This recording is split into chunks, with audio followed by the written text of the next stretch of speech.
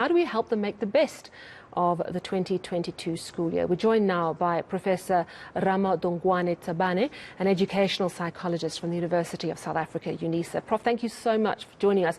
You know, the Department of Education telling us today that they've projected that some 700,000 kids have dropped out of school in the last 2 years as a result partly of the COVID-19 pandemic, disruptions, etc. And that is a record high. Do you think that these are children who are perhaps just hanging in and COVID tipped them over the edge? Yes, you're quite correct. Indeed, these were the children that we were hoping that indeed they will do something and come up to become some leaders in the country. They were indeed just being pushed by COVID, as you say. There could have been other reasons. However, the mere fact that this staggering, the up and down, you're in school, you are not at school, and all that, and all these challenges indeed did affect their going to school. Let's focus on academics first. How much damage have the lockdowns and the school disruptions had on our children in the past 2 years? Is it even possible to quantify? Sorry, you broke up. I couldn't hear you. I was asking how much damage academically the lockdowns have had on our children. It's tremendous, and it's very unfortunate that the only time that we get to see that the damage that it has caused is just at the end of the year. It has indeed did a tremendous damage because we are talking here now of a high number, 750, as you said, that have dropped out. We are having kids who have lost confidence in their learning. We have left teachers who have left confidence in their teaching as well.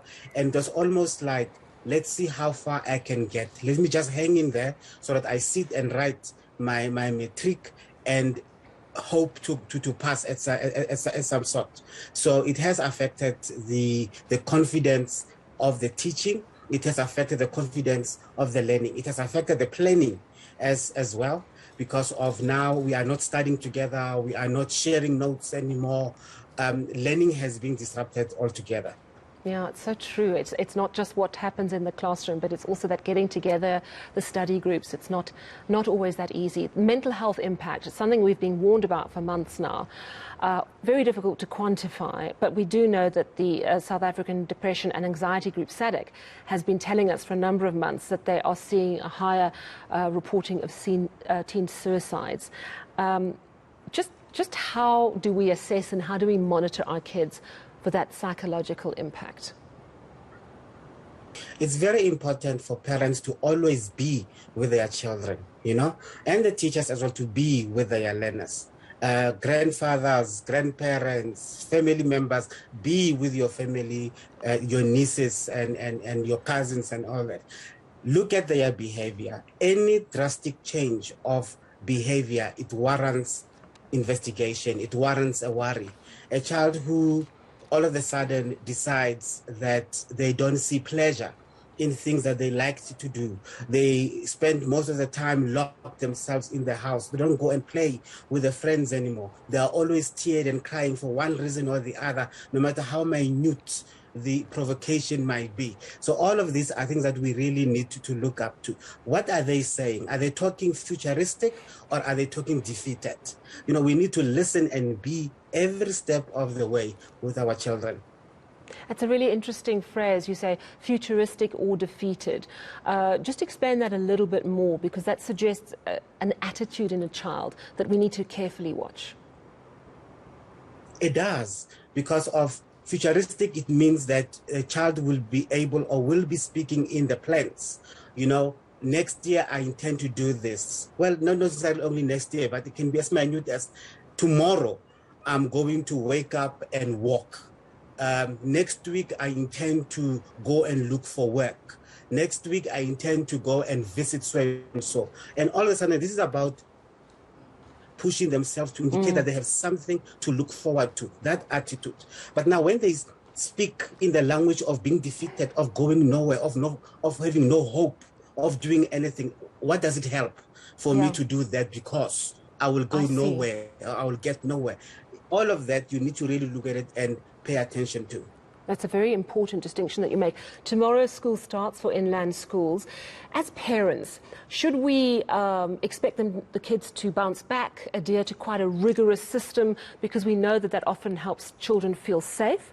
Or should we be more flexible and allow our kids those down days, even those duvet days, if they're having a rough time? What is your guidance on the approach that we should take as parents?